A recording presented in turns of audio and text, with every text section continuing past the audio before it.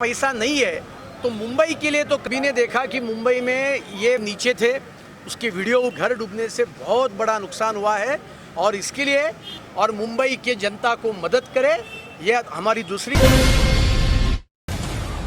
Corona के प्रकोप से सबसे ज्यादा गरीब लोग और साथ ही निचले और मध्य वर्ग के रोजगार से वंचित कर दिए गए हैं। बार बार हो रही भारी बारिश के कारण आम आदमी परेशान है। 6 महीने से कोरोना महामारी की गिरफ्त में भी है। हम सभी ने देखा कि मुंबई में ये बारिश के ज़माने में परसों तीसरी बार बहुत बड़ा बारिश आया।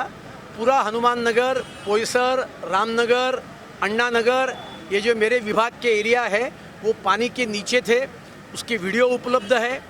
लेकिन पहले बारिश के बाद मैंने राज्य के मुख्यमंत्री से ये मांग की थी कि ये नैसर्गिक आपदा है और इसके लिए इसका नज़र पंचनामा करके लोगों को मदद करने की आवश्यकता है।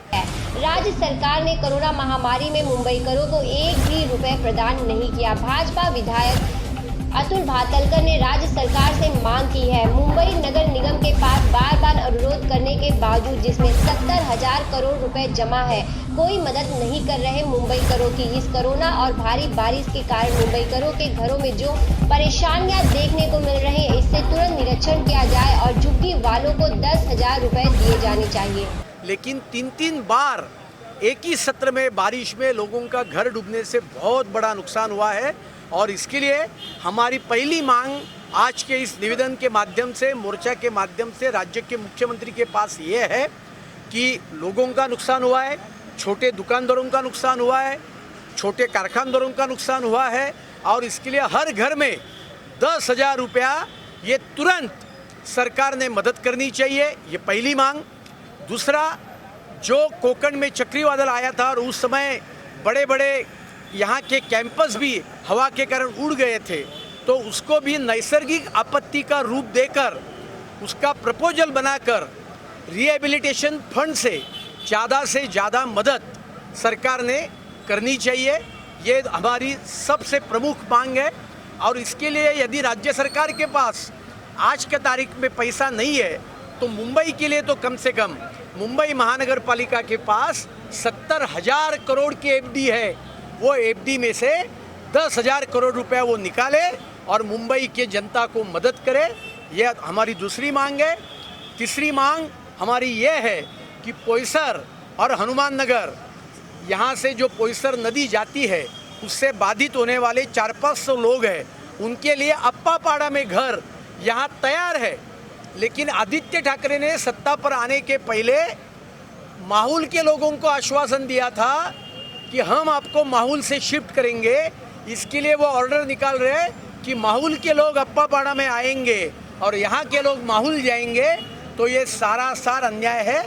इसके खिलाफ भी हमने निवेदन में जिक्र किया है और आने वाले दिन में उसके खिलाफ भी हम आंदोलन करेंगे। जिस तरह का नियम है कि स्थानिक लोग जहाँ रहते हैं वहीं पे उनको घर दिया जाता है, तो इस तरह की मनमानी सरकार जब से आई है तब से कर रही है, इसके पीछे क्या उनका उद्देश्य हो सकता है? नहीं, ये तो सर्वात आपकी बात बिल्कुल सही है, लेकिन ये पूछने के लिए पालक मंत्री मिलने तो चाहिए ना। हमको मिलते हैं ना हमको दिखते हैं।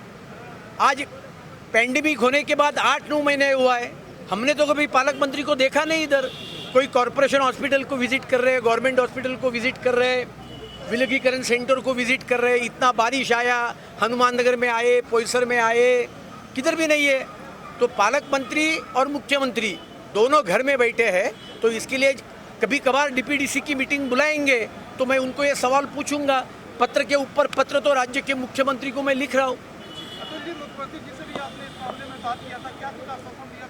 नहीं, जब मैंने मुख्यमंत्री जी को ये कहा कि आपकी जी 70,000 करोड़ की एफडी है, आपने जैसे महाराष्ट्र के साखर सम्राटों के शुगर फैक्ट्रीज को कर्जा मिले, इसके लिए आपने गवर्नमेंट की हमी दी, उनके ब्याज को भी हमी दी।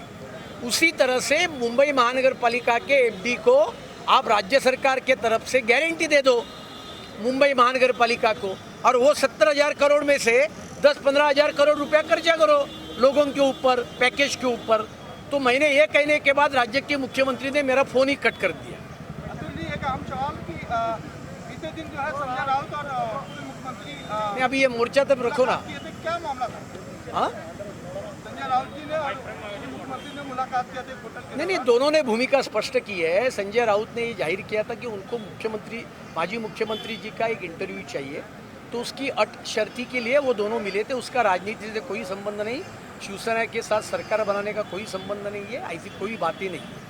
अतिवृष्टि के कारण अगर जिन लोगों को सरकार की तरफ से कोई भी राशि नहीं मिलती है तो अगला कदम आपका क्या हो? नहीं, हम आंदोलन करेंगे, उच्च न्यायालय में जाएंगे, आंदोलन करेंगे। कोविड के कारण आंदोलन करने के ऊपर थोड़ी पाबंदी है, लेकिन आज़ाद मैदान पे भी आंदोलन करेंगे और उसके बाद हम उच्च न्यायालय के दरवाजे भी खटखटाएंगे।